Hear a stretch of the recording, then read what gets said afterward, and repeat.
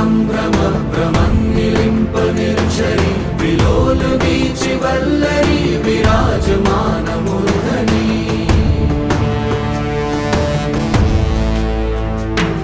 धगत् धगत् धगज्ज्वलल्ललाट पट्ट पावके किशोर चन्द्रशेखरे रति प्रतीक्षणं मम।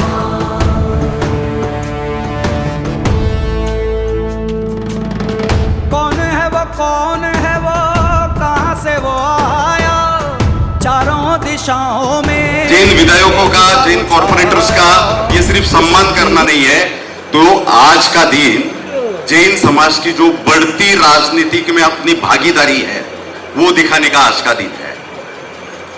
आज हम यदि देखें तो जैन समाज हर क्षेत्र में आगे है। जैन समाज शिक्षा के क्षेत्र में आगे, आरोग्य के क्षेत्र में, सहकार हो, व्यापार हो, उद्योग हो, हर क्षेत्र में आगे है। जब भी कोई आपदा आती है देश पे, सबसे पहले सेवा करने के लिए जाने वाला जैन समाज ही होता है। इतना सब होते हुए भी, सक्षम होने के बावजूद भी आज जैन समाज पे विभिन्न आघात भी होते जा रहे हैं। कभी हमारे मंदिर तोड़े जा रहे हैं, कभी मंदिरों पे, तीर्थस्थलों पे कब्जा किया जाता है, कभी साधु भगवंतों के बारे में अपशब्द बोले जाते हैं, कभी उन पे हल्ले होते हैं, कभी हमारे साधर्मिक भाइयों पे भी जब वो व्यापार करते हैं उनको भी काफी परेशानियों का सामना करना पड़ता है। ये सब क्यों? ये सब इसलिए कि हमारे पास बाकी सब ताकतें होते हुए भी हमारी राजनीतिक ताकत कहीं ना कहीं कम है। आज नीति निर्धारण में हम नहीं के बराबर है। एक जमाने में नीति निर्धारण में सबसे अहम भूमिका अगर किसी की होने की तो वो जैन समाज की होने की। आज वहां पे हम कहीं ना कहीं कम बढ़ते नजर आ रहे थे। मगर पिछले 4 वर्षों में, 4 वर्षों के पहले भारतीय जनता पार्टी में तत्कालीन प्रदेश अध्यक्ष चंद्रकांत दादा पाटिल से हमने गुजारिश की। तब ललित जी गांधी इनके नेतृत्व में उन्होंने एक प्रोजेक्ट रखा और उन्होंने चंद्रकांत दादाजी और मुख्यमंत्री महोदय से, तब के वो विरोधी पक्ष नेता थे देवेंद्र जी फडणवीस, उनके सामने ये भूमिका रखी कि यदि आपको जैन समाज को राजनीति में सक्रिय करना है तो जैन समाज को एक अलग व्यवस्था आपको करके देनी पड़ेगी। एक प्रकोष्ठ का निर्माण, एक सेल का निर्माण, एक अलग व्यवस्था का निर्माण करके देना पड़ेगा। तो जो जैन समाज तन मन और धन से भारतीय जनता पार्टी के साथ है ही, वो और सक्रिय तरीके से राजनीति में जुड़ेगा और पार्टी की भी ताकत बढ़ाएगा। और तब उनके निवेदन को मान देते हुए 2021 9 अगस्त 2021 को भाजपा जैन प्रकोष्ठ की स्थापना की गई और पहला प्रदेश अध्यक्ष बनने का मान तभी मुझे मिला। पिछले 4 वर्षों से उस माध्यम से महाराष्ट्र के सभी जिलों में, 36 जिलों में, 253 तालुकाओं में और 350 से अधिक शहरों में आज भारतीय जनता पार्टी की सक्रिय कार्यकारिणियां मौजूद है, वो काम कर रही है और उसका ही फलस्वरूप अब भी कॉर्पोरेशन इलेक्शन में 235 कुल 235 पार्षद लड़ने के लिए अपने पास कार्यकर्ता तैयार थे। 8 महीना पहले गुरुदेव से पालीताना में मैं जाके मिलके आया, गुरुदेव को ये सब भूमिका रखी, तब गुरुदेव ने हौसला अफजाई की और उसके बाद 8 महीने में पूरा गुरुदेव के मार्गदर्शन में ये पॉलिटिकली हम कैसे एक्टिव हो सकते हैं, युवाओं को हम कैसे राजनीति में ज्यादा ला सकते हैं, इलेक्शन में हमारी सहभागिता कैसे बढ़ेगी, वो गुरुदेव के मार्गदर्शन में वो काम चालू हुआ और उसी का फलस्वरूप था 235 हमारे पास उम्मीदवार थे। पहले तो उम्मीदवार भी नहीं होने के, क्योंकि जब इलेक्शन की बात आती है या पॉलिटिक्स की बात आती है तो अपना एक ही जवाब होता है, मारे काही करणं आहे, वापरो काम आहे काय, या हमारा काम आहे काय, हे माझं काम आहे का, करणारे करतील, करणारे नहीं करना, अपना काम अपने को भी करना पड़ेगा, अपने को भी आगे आना पड़ेगा। और उस हिसाब से इस बार सबसे ज्यादा, सबसे अधिक टिकट अगर किसी पार्टी ने दिए तो सिर्फ भारतीय जनता पार्टी थी और उसमें टोटल कुल 39 कॉर्पोरेटर चुन के आए, 39 में 33 ये जैन कॉर्पोरेटर हमारे भारतीय जनता पार्टी से है और इस बात का मुझे बहुत गर्व है। उसमें हमारे प्रदेश पदाधिकारी भी अभी सीमा जी शाह, ये महामंत्री के पद पर भारतीय जनता पार्टी जैन प्रकोष्ठ में कार्यरत है, हमारे भरत भाई कोठारी प्रदेश उपाध्यक्ष पद पर कार्यरत है। ऐसे काफी जगह पे जो हमारे भाजपा के सक्रिय कार्यकर्ता थे जैन प्रकोष्ठ के, उन्हें भी टिकट मिला है, उन्हें भी अपना नसीब आजमाने का चांस मिला और उन्होंने भी अपना कुशल ये दिखा के आज वो चुन के आए हैं। ये हमारे लिए बड़े गर्व की बात है। मैं यहाँ पे सभी नवनिर्वाचित कॉर्पोरेटर से एक बात कहना चाहूंगा,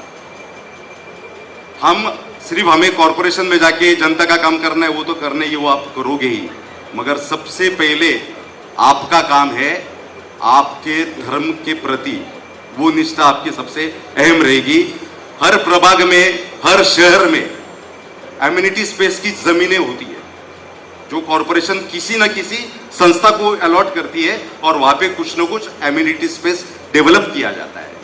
तो मैं चाहूंगा कि आपके कार्यकाल में ये पहले 1 वर्ष में ही हर शहर में जहां पे आप हो वहां पे हमारे एक जैन भवन के लिए, जैन उपाश्रय के लिए जगह मिले, वो उपलब्ध हो, जैन बगीचा हो। ये काम आपका है, ये आप बिल्कुल आसानी से कर सकते हो। किसी बगीचे को किसी आचार्य भगवंत का नाम, 24 तीर्थंकर में से हमारे किसी तीर्थंकर परमात्मा का नाम, ये तो आप आसानी से कर सकते हो। और सबसे मेन जो अलग अलग चौक होते हैं, वो चौक को सुशोभित करके हर शहर में कम से कम 5 से 7 जैन स्तंभ का निर्माण, ये अपने माध्यम में, अपने कार्यकाल में आपके हाथों से ये होना चाहिए। गुरुदेव का इसके लिए पूरा आशीर्वाद है, गुरुदेव का मार्गदर्शन मिलेगा। जहां आपको अड़चन आएगी वहां गुरुदेव, जहां हम थक जाते हैं वहां ये शुरू होते हैं। तो जब हमारे पास ऐसी तोफ है तो हमने क्यों उसका फायदा ना उठाए। आज भारतीय जनता पार्टी में जैन प्रकोष्ठ की पूरी भूमिका रहो, जो कार्यकर्ता सब चारों संप्रदाय एकत्रित हुए, all India Jain minority federation जो कि 2014 से कार्य कर रहा था, 2014 में जब ये माइनॉरिटी स्टेटस हमें मिला तो उसके बाद तुरंत ही ये चीज को समझते हुए कि अभी अगर ये माइनॉरिटी की योजनाएं है, ये अगर आखिरी तबके तक पहुंचानी है तो उसके लिए एक नेटवर्क का होना आवश्यक है। और वो ध्यान में रखते हुए आदरणीय ललित जी गांधी ने उस वक्त all India Jain minority federation की स्थापना की। सौरभ जी भंडारी, विकास जी अच्छा, हम सब ने मिलके आज all India Jain minority federation का लगभग पूरे भारत में 650 से अधिक शाखाओं का नेटवर्क है। और इन सबका ही फलस्वरूप महाराष्ट्र में सरकार के पास हमने एक विशेष मांग रखी। पहले तो अल्पसंख्यक मोर्चा में जैन थे, वहां से हमने जैन प्रकोष्ठ अलग बनवाया और उसके बाद वही हम रुके नहीं, तो उसके बाद हमने जो माइनॉरिटी फाइनेंशियल डेवलपमेंट कॉरपोरेशन होता है, जो अभी मौलाना आजाद हमारे लिए तो था ही, उसमें हमारे काम नहीं होने के, तो उसके लिए एक स्वतंत्र व्यवस्था का वहां पे भी हमारे लिए निर्माण हो, ये मांग हमने रखी। All India Jain minority federation और भाजपा जैन प्रकोष्ठ के हर एक कार्यकर्ता ने 1 साल तक कड़ी मेहनत की। लगभग 152 विधायकों के समर्थन पत्र और 28 सांसदों के समर्थन पत्र 1 साल तक हमने इकट्ठा किए, मुहिम चला के, और उसका फलस्वरूप आज जैन अल्पसंख्यक आर्थिक विकास महामंडल, इसकी भी निर्मित आज महाराष्ट्र में महाराष्ट्र सरकार की ओर से हुई, जिसके माध्यम से विविध योजनाएं जैन समाज के लिए, उसके बारे में ललित जी तो बताएंगे ही बताएंगे, मगर ये महामंडल ये जैन समाज के लिए एक वरदान से कम नहीं है। जैन समाज में भी काफी ऐसे लोग हैं जिनको ये सब चीजों की आवश्यकता है। कल ही गुरुदेव के साथ हमारी बात चल रही थी इन सब विषय पे, साध्वी जी के साथ भी, तभी मैंने बताया कि 40% जैन समाज ये लोअर मिडिल क्लास में आता है, 40% मिडिल क्लास में आता है, 10% बिलो पॉवर्टी लाइन भी है, और ओनली 10% जो है वो क्रीम लेयर में है, जो कि स्टेज पे सब महानुभाव बैठे हैं, ये 10% है। तो अपने समाज में 60 से 70 तक का ऐसे लोग हैं जिनको एजुकेशन लोन, बिजनेस लोन, इन सब चीज़ों की, होम लोन, इन सब चीज़ों की आवश्यकता है। वो कैसे मिलेंगे, क्या मिलेंगे, उसकी जानकारी भी आपको दी जाएगी। मगर मैं एक ही बात यहाँ पे कहना चाहूँगा कि अभी भी, इसके आगे भी अपनी राजनीतिक सक्रियता अधिक से अधिक बढ़ाना हम सभी के लिए आवश्यक है। पॉलिटिकल में एक्टिव होना हमारे लिए आवश्यक है। और पॉलिटिक्स में भी जब आते हो, मैं हमेशा कहता हूँ, कोई अगर ध्येय लेके अगर आप आते हो तो ही पॉलिटिक्स में आओ। आपको सिर्फ सोशल काम करना है तो आप अपने पास जियो है, जीतो है, AIJMF है, ऐसी काफी संस्थाएं हैं। मगर जब पॉलिटिक्स में आओगे तो कोई तो भी एक ध्येय लेके आओ कि मुझे कॉर्पोरेटर बनना है, मुझे विधायक बनना है, मुझे सांसद बनना है, मुझे संगठन में कोई एक बड़ा पद चाहिए। ये अगर अपनी धारणा होगी तो ही आप यहाँ पे आइए। जब तक आप पॉलिटिक्स में एक्टिव नहीं होंगे, हमारा रुतबा राज्य में भी और देश में भी बिल्कुल भी नहीं चलेगा। तो सबसे अधिक आवश्यकता है कि राजनीति में अभी हमारी सक्रियता बढ़े। आप सभी का ज्यादा समय न लेते हुए, सब भामाशाह जितने भी जिन्होंने जीत हासिल की उनका मान सम्मान हुआ और महाराज साहब का आशीर्वाद मिला, क्या कुछ कहना चाहेंगे आप? जीत हासिल की वो भामाशाह नहीं थे। भामाशाह तो जैनों में भामाशाहों की कमी नहीं है, मगर ये हमारे सब महाराणा प्रताप थे जो जंग में लड़े हैं, चुनकर आए हैं। एक देखा जाए तो जैन समाज ये हर क्षेत्र में, वो सेवा का क्षेत्र हो, शिक्षा का हो, व्यापार का हो, उद्योग का हो, हर क्षेत्र में जैन समाज आगे है। मगर कहीं ना कहीं नीति निर्धारण में जहाँ पे पहले जैन समाज अग्रणी भूमिका में था, वहाँ नीति निर्धारण में कहीं ना कहीं अभी पीछे हटता जा रहा था। मगर पिछले 3-4 वर्षों में आज अभी पूरे महाराष्ट्र में एक राजनीतिक जागरूकता जैन युवाओं में निर्माण हो गई है। जैन राजनीति में सक्रिय होने लग गए युवा, और इसका सही मायने में एक श्रेय चंद्रकांत दादा पाटिल भारतीय जनता पार्टी को जाता है। भारतीय जनता पार्टी के तत्कालीन प्रदेश अध्यक्ष चंद्रकांत दादा पाटिल, उन्होंने 2021 में भारतीय जनता पार्टी में जैन समाज के युवाओं के लिए राजनीति में सक्रिय होने के लिए एक स्वतंत्र व्यवस्था का निर्माण किया। आदरणीय ललित जी गांधी ने भूमिका रखी और भारतीय जनता पार्टी में जैन प्रकोष्ठ का निर्माण हुआ, और सबसे पहला प्रकोष्ठ का अध्यक्ष बनने का सौभाग्य मुझे प्राप्त हुआ। 9 अगस्त 2021 से जब से ये प्रकोष्ठ बना है, तब से हम पूरे महाराष्ट्र का दौरा किया। आज 36 जिलों में और 253 तालुकाओं में और 350 से अधिक शहरों में भारतीय जनता पार्टी जैन प्रकोष्ठ की शाखाएं कार्यरत है, कार्यशील है, और कार्यकर्मियां अपना अपना काम बहुत ही अच्छी तरीके से कर रही है। उसी का फलस्वरूप है आज 33 जैन कॉर्पोरेटर चुन के आना। ये इतिहास में पहली बार इतने ज्यादा तादाद में जैन समाज के कॉर्पोरेटर चुन के आए। और अगर नगर पालिका की हम बात करें तो नगर पालिका में 59 जैन कॉर्पोरेटर्स चुन के आए हैं। जी, ये जीत जो हुई है और समाज की एकता को लेकर हो या संघ को लेकर हो, संतों की कितनी भूमिका साबित हुई कि उनका आशीर्वाद, उनकी प्रवचनों के माध्यम से लोग जागरूक हुए?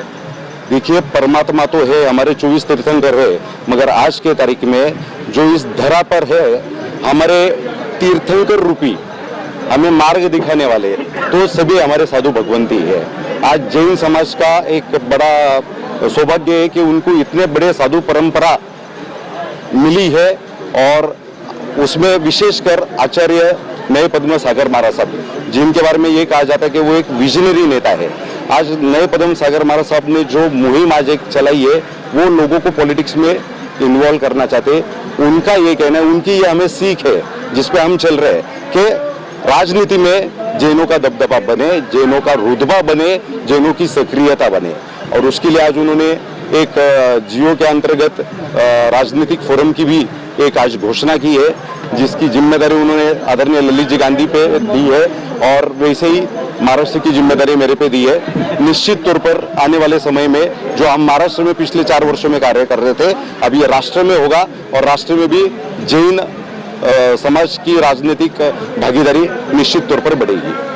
श्री नरेंद्र मेहता जी और आदरणीय मंगल बख्तियार जी ने भी शिरकत की, वो हर सभा में हर प्रोग्राम ज्वाइन करते रहते हैं, तो उनके बारे में आपने क्या कहना चाहिए? मंगल प्रभा जी लोढ़ा ये हमारे जैन समाज के एक ऐसे हस्ताक्षर है कि वो अमिट हस्ताक्षर है। हम नए पद्म महाराज साहब के मिश्रे में या उनके सानिध्य में तो काम करते ही है, मगर आदरणीय मंगल जी का हर जैन समाज के युवा को उतना ही पूरा सहयोग होता है, सहकार्य होता है। छोटे से छोटा कार्यकर्ता भी उनकी नजरों से बचता नहीं है। वो एकाध कार्यकर्ता को 4 साल के बाद भी देखे तो दूर से वो उनको नाम से आवाज देते हैं, ये उनकी खासियत है। और उनके नेतृत्व में भारतीय जनता पार्टी जन प्रकोष्ठ तो आगे बढ़ रहा है। नरेंद्र मेहता जी के बारे में अगर बोले तो उन्होंने फिर एक बार, मैं रिपीट करता हूँ, फिर एक बार, पहले से थे ही मगर अब भी फिर एक बार ठोक बजा के ये साबित कर दिया कि भाईंदर का धुरंधर नरेंद्र ही है और कोई नहीं है। तो एक ही धुरंधर है भाईंदर में, और वो उन्होंने सिद्ध कर दिया। आज उनका स्ट्राइक रेट अगर यदि हम देखें तो 92% का उनका स्ट्राइक रेट रहा है। जितने सीट अलॉट हुए थे पार्टी को और जितने सीट हम जीते हैं, और फिर एक बार वहाँ पे डिम्पल मेहता जी के माध्यम से एक जैन महिला हमारी कॉर्पोरेट मेयर बनी है, इस बात का भी हमें बिल्कुल आनंद है। ऐसे विचार है कि आने वाले समय में नरेंद्र जी मेहता जी को पीएम बनते हुए देखना चाहते हैं, उसके बारे में आपकी कुछ राय है? हर कार्यकर्ता की राय होती है कि उसका नेता आगे से आगे बढ़े, मगर मेरे जैसा कार्यकर्ता इतने बड़े विषयों पे कुछ विधान नहीं कर सकता है। हम भारतीय जनता पार्टी से आते हैं और हमारा एक शिस्तबद्ध, एक बिल्कुल डिसिप्लिन्ड पार्टी है हमारी।